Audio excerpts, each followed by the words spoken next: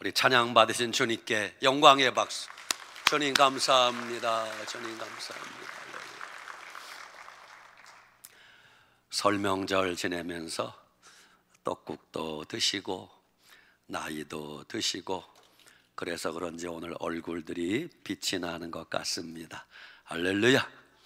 오늘 하나님 앞에서 여러분에게 증거할 말씀의 제목은 시작, 아버지가 약속하신 성령. 금년 늘사랑교회와 우리 교단 전체 교회 표어가 이런 표어입니다. 시작, 성령의 능력으로 부흥하는 교회. 그래서 오늘부터는 매 주일마다 사도행전을 강해하게 될 것입니다. 사도행전은 성령행전이라고 합니다. 사도행전에서 교회가 시작되었습니다. 사도행전에서 교회가 확장되기 시작했습니다. 그래서 우리가 사도행전을 이해하려면 성령님을 모르고는 절대 사도행전을 알 수도 없습니다. 하나님은 삼위일체 하나님이십니다. 성부 하나님, 성자 예수님, 성령 하나님. 삼위일체 하나님. 저는 신학교 다니면서 수많은 강의를 들었는데 강의를 들을 때는 알 것도 같아요. 교수님들 강의 들으면 삼위일체, 셋이 하나요, 하나가 셋이라. 여러분은 이해가 돼요? 저는 강의 들을 때는 알 것도 같다고 끄덕거리다가 강의 끝나면 도대체 그게 무슨 말인지 알다가도 모르겠어요. 여러분, 하나님을 인간의 머리와 지식으로는 절대 이해할 수가 없습니다. 하나님을 인간의 언어로 완벽하게 설명하는 것은 불가능하다는 것을 아셔야 됩니다. 그래서 저는 나름대로 신앙생활하며 원칙을 세웠습니다. 잘 모르는 것은 아무리 머리를 싸매고 알려고 해도 잘 모르는 것, 예를 들면 삼위일체 같은 거, 그냥 너무 억지로 알려고 하지 말고 주여 믿습니다 하고 넘어가자. 왜냐하면 천국 가면 저절로 알 텐데 인간의 머리로 괜히 억지로 이해하고 억지로 설명하려고 하다가 잘못하면 죄 지을 수 있으니 잘 모르면 그냥 아멘 하고 믿습니다 하고 주님 지금은 모르겠는데요 천국 가면 다 알게 될 겁니다. 그랬더니 얼마나 마음이 편하고 신앙생활이 쉬운지 모릅니다. 여러분, 우리가 하나님을 알고 예수님을 믿는 것은 성령님의 도움이 아니고는 불가능합니다. 성경에는 하나님이 우리에게 약속하신 수많은 약속들이 기록되어 있습니다. 성경을 둘로 나누면 구약 성경, 신약 성경 이렇게 나눕니다. 구약은 옛 약속, 옛 언약이란 뜻이고 신약은 새 약속, 새 언약이란 뜻입니다. 구약은 짐승의 피로써 맺은 언약이고 신약은 예수님의 십자가 보혈로 맺은 언약을 뜻합니다. 여러분, 언약의 하나님은 우리에게 약속하신 것을 반드시 지키시는 하나님이신 걸 믿으셔야 됩니다. 민수기 23장 19절, 하나님은 사람이 아니시니 거짓말을 하지 않으시고 인생이 아니시니 후회가 없으시도다. 어찌 그 말씀하신 바를 행하지 않으시며 하신 말씀을 실행하지 않으시랴 그랬어. 하나님이 입에서 내뱉은 말씀을, 우리에게 약속하신 말씀을 반드시 이행하신다고 약속하셨습니다. 오늘 사도행전 1장 1절에서 5절 말씀에 예수님이 우리에게 약속하신 말씀이 나와요. 첫째, 너희는 예루살렘을 떠나지 말라. 두 번째, 내게 들은 바 아버지가 약속하신 것을 기다리라. 세 번째, 그러면 너희가 몇 날이 못되어 성령으로 세례를 받으리라. 이 세 가지를 약속하십니다. 예루살렘을 떠나지 말라. 아버지가 약속하신 성령을 기다리라. 그러면 너희가 성령으로 세례를 받을 것이라. 여러분, 예수님이 우리에게 약속하신 것은 우리가 믿고 순종해야 됩니다. 예수님의 약속은 우리에게 성령을 보내주겠다는 약속입니다. 그러면 너희가 성령으로 세례를 받을 것이다. 성경에는 성령님에 관하여 표현이 다양합니다. 너희가 성령으로 세례를 받을 것이다. 너희가 성령으로 인침받을 것이다. 너희가 성령으로 기름 부음 받을 것이다. 너희가 성령으로 충만함을 받을 것이다. 이 모든 게 비슷비슷하지만 다 똑같은 의미라고 할 수 있습니다. 그렇습니다. 하나님은 지금도 우리에게 성령 충만 부어주시기를 간절히 원하고 계십니다. 예수님이 부활하신 후 이 땅에 40일 동안 계시다가 하늘로 승천하시면서 우리에게 세 가지 선물을 주고 가셨습니다. 그 첫째가 뭐냐? 첫째는 말씀을 주셨습니다. 둘째는 이 땅에 교회를 남겨주셨습니다. 셋째는 성령님을 보내주셨습니다. 이 세 가지가 하늘로 승천하신 예수님이 우리에게 주신 특별한 세 가지 선물에, 첫째는 뭐라고요? 말씀을 선물로 주셨고, 둘째는 뭐라고요? 이 땅에 우리가 신앙생활할 수 있는 교회를 세워주셨고, 셋째는 성령님을 보내주신 것이 예수님의 선물입니다. 그러면 그 성령님이 이 땅에 오셔서 무슨 일을 하시는가? 지금부터 짤막짤막하게 10가지를 말씀드리겠습니다. 첫째, 성령님이 오시면 우리로 하여금 예수님을 믿게 하십니다. 여러분, 예수님 믿는 거 내 머리로, 내 의지로, 내 지식으로 믿는 게 아니에요. 고린도전서 12장 3절, 성령으로 아니하고는 누구든지 예수를 주라 할 수 없느니라 그랬어요. 인간의 지식과 머리로는 절대 예수님을 믿을 수 없습니다. 여러분, 이성적으로는, 논리적으로는 예수님이 안 믿어지는 게 그게 정상입니다. 여러분, 생각해 봐요. 예수님을 눈으로 본 적도 없고 예수님을 만난 적도 없고, 근데 예수님을 어떻게 믿으라는 거예요? 상식적으로 안 믿어지는 게 정상입니다. 그래서 어떤 사람들은 예수님 믿으라고 하면 이렇게 막 쏘아붙입니다. 여보시오, 나도 예수님 믿고 싶어요. 그런데 안 믿어지는데 어떻게 믿느냐는 거예요. 그게 솔직한 말입니다. 안 믿어지는 게 정상입니다. 그래서 데살로니가 후서 3장 2절, 믿음은 모든 사람의 것이 아니니라 그랬어요. 믿음은 하나님이 선택한 자녀에게 성령님이 선물로 주신 사람만 예수님을 믿을 수 있는 것이에요. 여러분은 예수님이 구주로 믿어지십니까? 대답이 시원찮아. 맘에 영 들랑 안 들랑 그래. 여러분은 예수님이 나의 구주로 믿어지십니까? 그러면 여러분을 예수님 믿도록 하신 분이 내 안에 계신 누구란 뜻이에요? 성령님이라는 뜻입니다. 여러분, 그래서 믿음이 약한 분들은, 믿음이 없는 분들은 이런 기도하세요. 따라합시다. 주여, 믿음을 주시옵소서.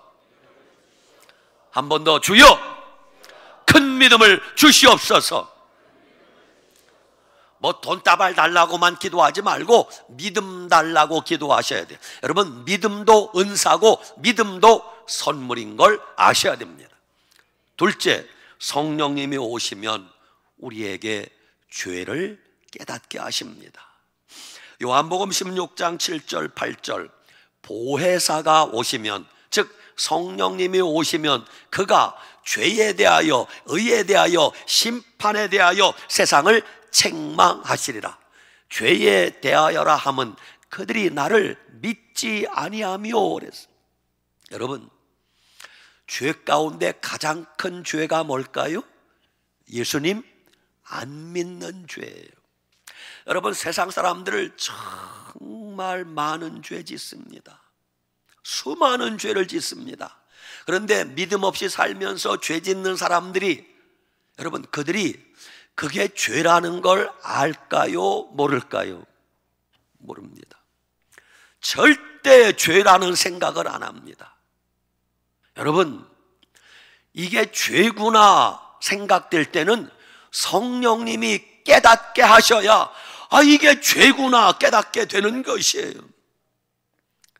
여러분, 성령님이 도와주셔야 세상이 죄악 덩어리구나, 내가 그동안 살아온 삶이 전부 죄였구나 깨닫게 되는 것이에요.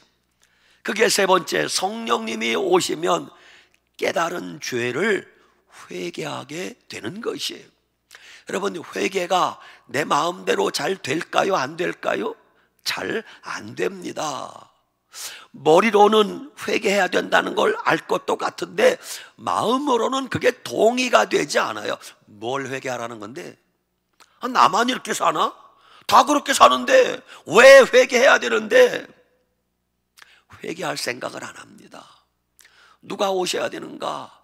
성령님이 오셔서 내 마음을 움직여 주셔야 그때부터 눈물 콧물 흘리면서 하나님 앞에 회개하게 되는 것이.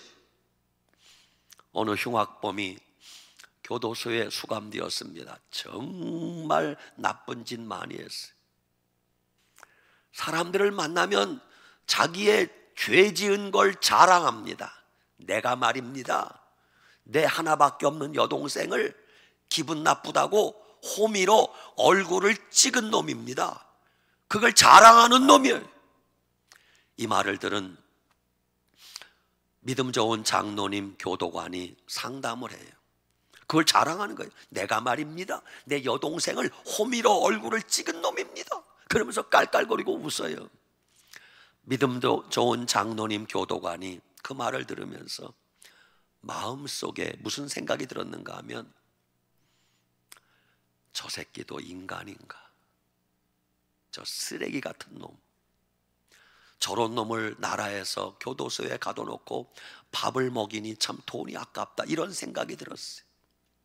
그때 주님이 그 믿음 좋은 장로님 마음속에 이런 질문을 하더래요.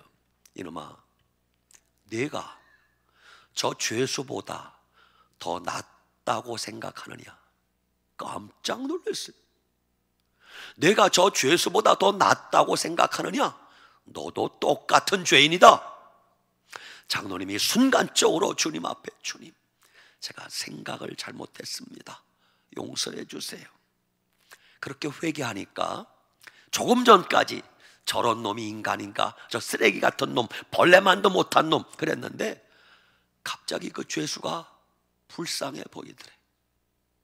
그러면서 장로님 눈동자에 눈물이 주르르 흘렀어요. 그 모습을 그 죄수가 잠깐 봤어요. 교도관이 죄수 앞에 울 수 없어서 내일 보세 하고 나왔어요. 그 다음날 다시 상담을 하는데 그 죄수가 그러는 거예요. 교도관님, 어제 나 때문에 울었죠? 나 때문에 운 거 틀림없죠? 세상에 나를 위해서 우는 사람이 다 있네? 그러면서 그가 마음 문을 열고 그 교도관 장로님의 복음을 듣고 예수님을 영접하고 그때부터 통에 자복하고 회개하더라는 거예요. 누가 하셨어요? 성령님이.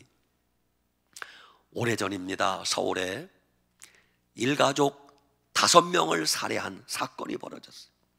그 집 아들이야. 36살 먹은 아들이 예전 허리를 다쳐서 허리를 못 써요. 늘 아버지한테 돈을 탔었는데 그날 아버지한테 돈을 얻으러 갔는데 아버지가 돈을 안 줘. 화가 나서 계단을 내려오는데 마귀가 딱 나타나서 가서 죽여라, 가서 죽여라, 가서 죽여라 그러더래.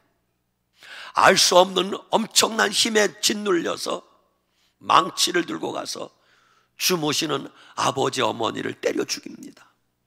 아래층에 형과 형수를 때려 죽입니다. 건너방에 조카를 때려 죽입니다.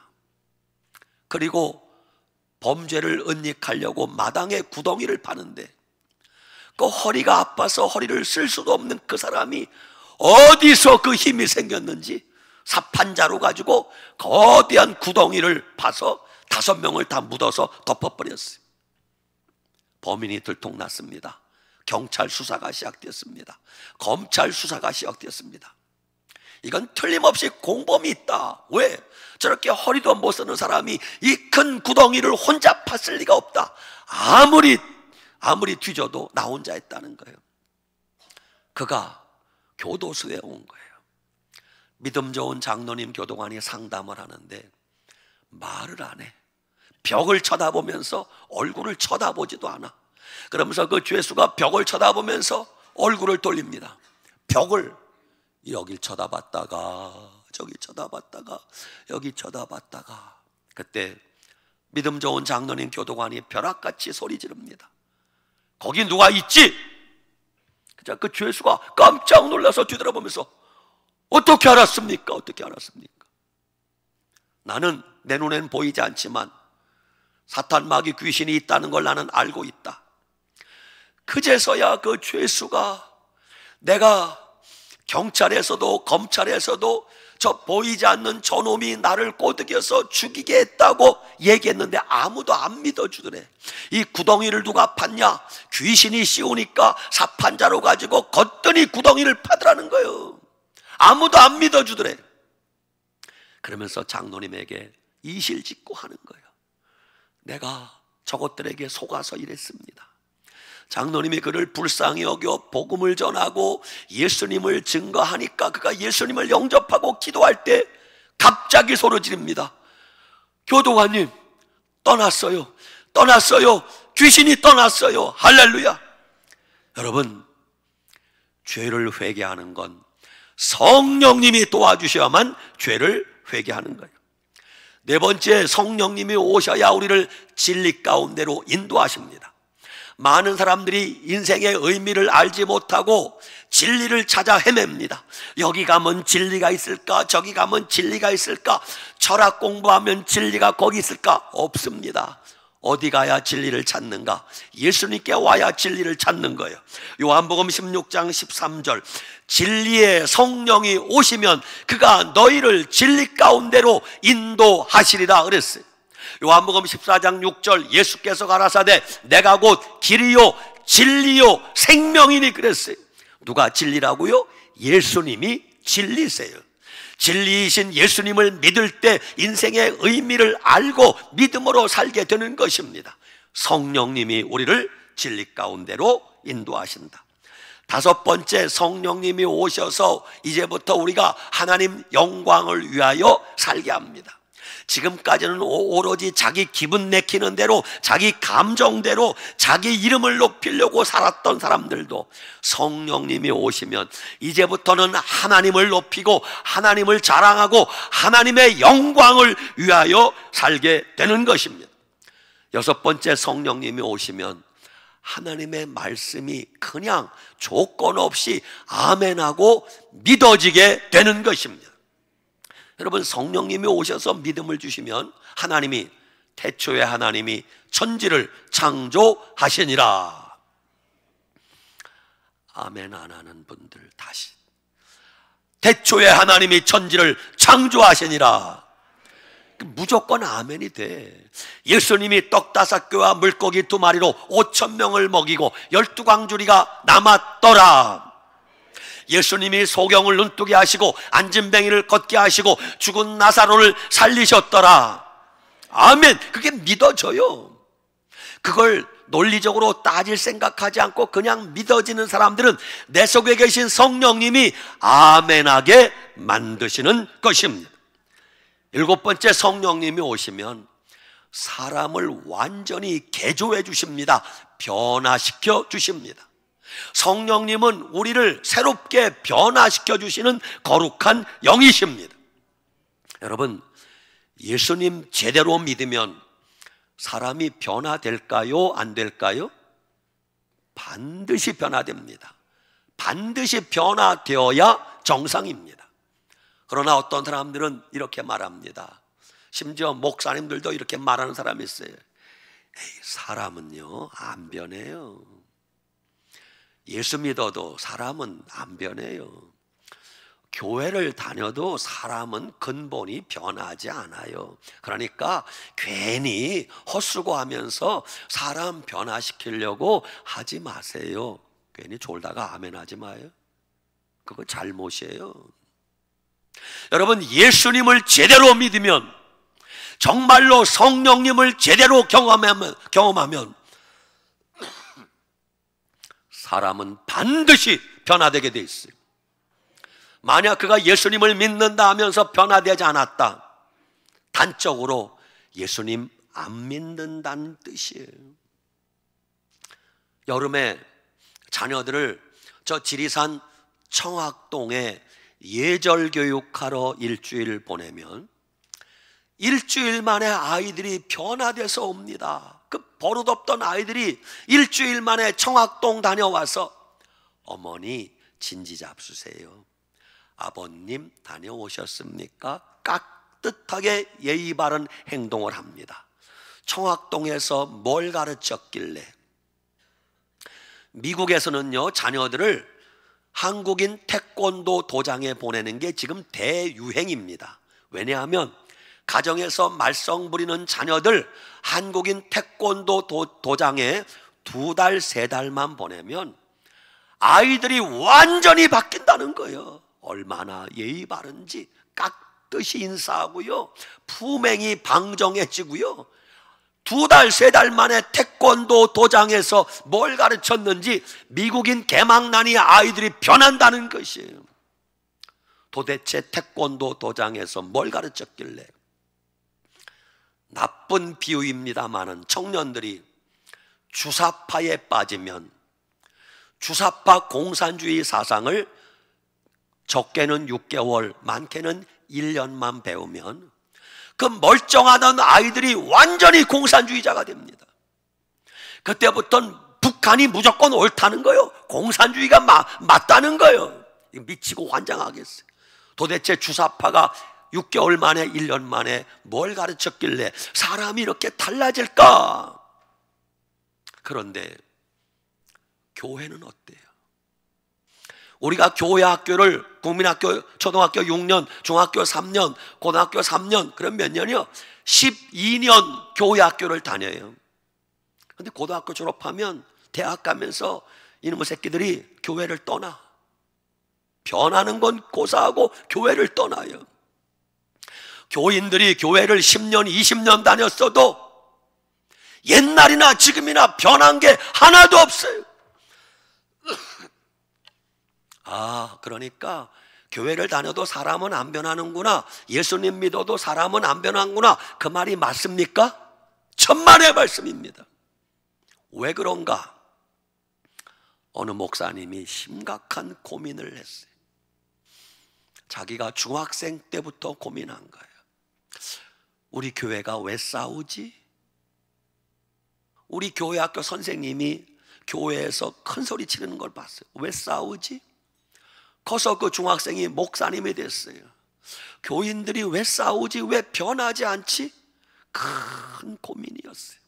하루는 저 경기도 북부 지역에 어느 수도원이 있어요. 거기서 기도하는 거예요. 하나님, 왜 교인들이 변화되지 않습니까? 왜 교인들이 달라지지 않습니까? 해답이 없는 거예요. 하나님 응답하지 않아. 마지막 날 하나님이 벼락같이 말씀하시는데 이렇게 말씀하세요. 그들의 마음속에 예수 그리스도가 없기 때문이라. 여러분, 예수 그리스도가 마음에 없는 사람은 절대 변하지 않아요. 그러나 예수 그리스도가 내 심령에 거하는 사람은 어떤 악한 사람도 변화되게 되어 있습니다. 8번째, 성령님이 오시면 우리의 갈 길을, 우리의 할 일을 인도해 주세요. 사도행전 8장에 보면 주의 사자가, 천사가 빌립에게 나타나서 빌립 집사에게, 지금 빌립 집사가 예루살렘에 있는데 너는 빨리 가사라는 곳으로 가라, 재촉을 하는 거예요. 왜요? 거기에 에디오피아의 국고를 맡은 네시가 예루살렘에 왔다가 지금 에디오피아로 돌아가는 중이다. 빨리 그를 가서 만나라. 그래서 빌립이 가사까지 내려갔습니다. 거기 한 사람이 마차를 타고 가는 거예요. 성령님이 말씀하십니다. 그 마차에 가까이 다가가라. 가까이 다가갔어요. 가까이 다가가니 그 내시가 무슨 뭔가를 읽고 있어요. 묻습니다. 무엇을 읽습니까? 예, 제가 구약 성경 이사야서를 읽고 있습니다. 무슨 뜻인지 알겠습니까? 아이고, 가르쳐주는 사람이 없는데 읽긴 읽어도 무슨 말인지 모르겠습니다. 그러자 빌립이 마차에 같이 앉아서 이사야서의 이 말씀은 바로 메시아 예수 그리스도에 관한 말씀입니다. 예수님이 이 땅에 육신의 몸을 입고 오셨습니다. 복음을 전합니다. 그 자리에서 그 빌립을 통하여 그 이디오피아 내시가 그를 통하여 세례를 받게 됩니다. 성령님이 무엇을 해야 될지를 알려주세요. 사도행전 16장에는 사도 바울이 소아시아에서 복음을 전하고 있었어요. 그때 성령님이 여기서 전도하지 말라고 가로막는 거예요. 그래서 사도 바울이 소아시아에서 자리를 옮겨 부르기아와 갈라디아 땅을 다녀가 무시아 앞에 이르러 비두니아로 가려고 하니까 예수의 영이 허락하지 않으니라 또 막는 거예요. 그래서 사도 바울이 무시아를 지나 드로아로 내려갔는데 드로아에 가서 환상을 봅니다. 밤에 환상에 한 사람이 보여 마게도냐 건너편에서 건너와서 우리를 도와달라. 환상을 보고 사도 바울이 마게도냐 건너편 지중해 빌립보 성에 가서 복음을 전하게 되는 것이, 사도 바울이 자기 마음대로 아무데나 간 것이 아니에요. 성령님의 인도하심 따라 복음을 전한 것임을 알 수 있습니다. 성령님은 지금도 우리가 어디를 가야 될지, 무엇을 해야 될지, 누구를 만나야 될지 인도해 주시는 분이십니다. 10번째, 성령님이 오셔서 우리로 하여금 한 영혼을 진심으로 사랑하게 해 주십니다. 하나님은 사랑의 하나님이시라. 다시, 하나님은 사랑의 하나님이시라. 여러분, 하나님 사랑 어렵지 않습니다. 하나님 사랑은 교회 사랑입니다. 하나님 사랑은 이웃 사랑이요 형제 사랑입니다. 하나님 사랑은 교인 사랑, 성도 사랑입니다. 하나님 사랑은 목사님 사랑입니다. 좀 미안하려고 하네. 근데 여러분, 왜 우리가 하나님을 사랑의 하나님이라고 하면서, 우리가 하나님을 사랑한다고 하면 교회를 사랑해야 되고 이웃을 내 몸같이 사랑해야 되고 교인을 사랑해야 되고 알면서 왜 그렇게 교인들이 서로 미워할까요? 우리 교회 말고죠. 왜 그렇게 교인들이 서로 미워할까요? 서로 만나게만 하면은 치까짓게. 여러분, 그러면서도 교회를 다니면서 자기는 천국 간다고 떠벌리고 다녀. 마태복음 7장 21절 예수님이 친히 말씀하시기를 나더러 주여 주여 하는 자마다 천국에 다 들어갈 것이 아니요 다만 하늘에 계신 내 아버지의 뜻대로 행하는 자라야 들어가리라. 여러분, 이 말씀 걱정도 안 해요? 두렵지도 않아요? 요한일서에는 형제를 보고 미워하는 자마다 살인하는 자니 살인하는 자마다 영생이 그 속에 거하지 아니하는 것을 너희가 아는 바라. 여러분, 걱정도 안 해요? 형제를 미워하는 자는 살인하는 자니 살인하는 자마다 영생이 그 속에 거하지 않는다. 천국 간다는 거예요? 못 간다는 거예요? 여러분, 그래도 한번 걱정도 안 해요? 저는 천국 지옥 간증을 들을 때마다 한 가지 공통점을 찾았어요. 천국을 보고 왔습니다. 지옥을 보고 왔습니다. 특히 지옥을 보고 왔다는 사람들의 공통적인 내용이 뭐냐 하면 지옥 불구덩이 속에 들어가 있는 자들 가운데 교회 직분자들이 그렇게 많대요. 교회 댕겼던 집사님, 권사님, 장로님, 심지어는 목사님들까지 수두룩하대요. 나는 그 간증 들으며 혼자 웁니다. 그 간증이 사실이 아니고 거짓말이기를 바라는데 나는 그 말이 진짜라고 믿어요. 난 늘 두렵고 떨립니다. 여러분, 교회만 다닌다고 다 천국 가는 줄 착각하지 마세요. 내가 집사 되었다고 뭐 되었다고 앞으로 먼 훗날 가보면 알겠지만 교회를 수십 년 다녔어도 천국 문턱에도 가지 못하고 지옥 아랫목에 들어갈 자가 수없이 많을 거예요. 그때 가서 통곡하고 울어봐야 소용없어요. 도대체 왜 그렇게 교회를 다니면서도 미움이 많은지. 여러분, 남편이 예수님 안 믿으면 불쌍하게 생각하고 사랑해야 돼요. 왜 남자가 아멘을 할까? 여러분, 정말 왼수 같은 인간이 교회에 보이거들랑 그를 위해서 작정기도라도 하세요. 하나님, 저 인간 사랑하게 해주세요. 저 인간 사랑하게 해주세요. 저 인간 사랑하게 해주세요. 아멘 할 때까지 할게요. 저 인간 사랑하게 해주세요. 저 인간 미워하지 않고 사랑하게 해주세요. 그래야 천국 갈 수 있어요. 여러분, 정말 예수님을 믿고 성령님이 오시면은 용서하지 못할 사람이 없어요.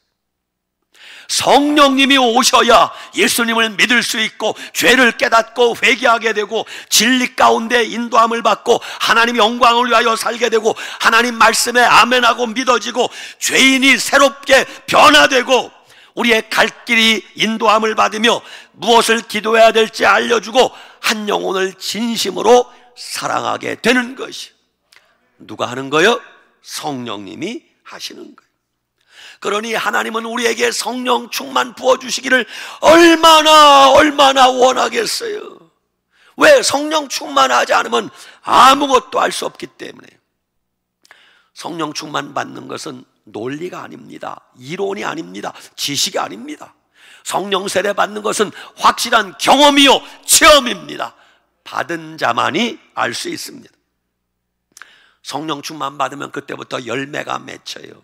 갈라디아서 5장 22절 오직 성령의 열매는 여러분도 알면 따라하세요. 사랑과 희락과 화평과 오래 참음과 자비와 양선과 충성과 온유와 절제니 이 같은 것을 금지할 법이 없느니라. 그 가운데 네 번째가 뭐냐 하면 오래 참음. 여러분, 성령이 임하시면 오래 참게 돼요. 누가 욕을 하고 누가 침을 뱉고 누가 돌멩이를 던지고 누가 별짓 다 해도 주여 아시지요, 주여 아시지요 그러면서 오래 참게 되는 거예요. 성령이 오시면 용서하지 못할 사람이 없어요. 원수까지도 사랑하고 용서하게 되는 거예요. 내 힘으로는 안 돼요. 성령이 오시면 그렇게 되는 것입니다.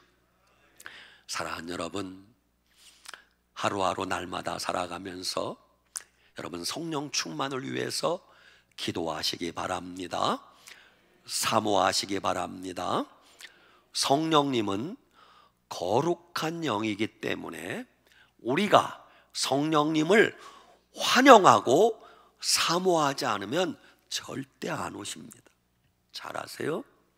성령님은 거룩한 영이기 때문에 우리가 그분을 거룩하게 환영하고 영접하고 모셔드려야 성령님이 우리에게 오세요. 아니 뭐 오시려면 오고 말려면 마세요. 절대 안 오십니다. 그래서 성령 충만 받기를 사모하고 간절히 기도하는 자에게 성령이 임하시는 것입니다. 성령이 임하여 신앙생활 해보세요. 신앙생활이 180도 달라집니다. 사람이 180도 달라집니다. 그래서 성령님이 오신 것입니다. 여러분 한 주간 살아가면서 성령 충만을 사모하시고 성령 충만을 위하여 기도하시고 날마다 성령 충만하게 살아가시기를 축원합니다. 아멘. 하나님 감사합니다. 2월 첫 주일 주 앞에 나왔습니다. 주여, 예수님이 우리에게 약속하신 성령의 세례를 부어 주시옵소서. 성령으로 충만케 하여 주시옵소서. 성령님으로 기름 부으고 성령으로 인쳐 주시옵소서. 예수님 이름으로 축복하고 기도 올리옵나이다. 아멘.